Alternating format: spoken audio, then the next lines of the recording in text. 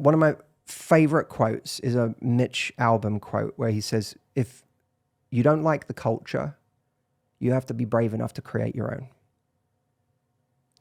And that is so relevant in dating and in finding love, because so many of us are going into our love lives as culture adopters, not leaders. You know, one of the best things about like starting a business, you know this, is that you get to decide what you get to look at all the other businesses that do things like you, and you get to decide the kind of business you want to create. You get to decide the kind of culture you want to have with your team. And because of that, you get to put your thumbprint on it. And the strength of your leadership, then it has this infectious impact on everyone else. It's not just that you hire people who are like you hire people and you give them a heavy dose of that culture and the way we do things here. And some people go, oh my God, this is what I've been looking for. And they rise to that culture, and other people fall off because they can't. That can happen in love too. How?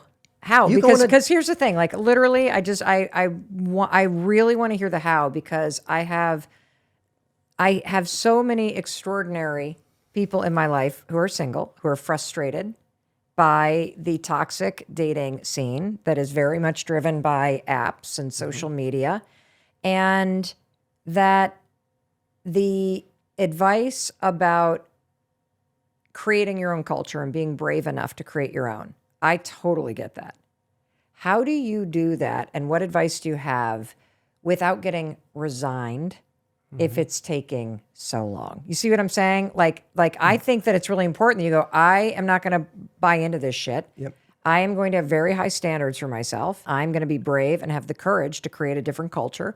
Just have the conversation, because my energy is worth it. And I'm also going to invest in things that make me come alive, because I know the more that I'm raising my standards for my own life, the more likely I'm going to bump into somebody that I could potentially have a long-term relationship with. So first, you go slow to go fast in your love life. You don't race to date someone because you really want to be able to tell the people at Thanksgiving that you're dating someone now.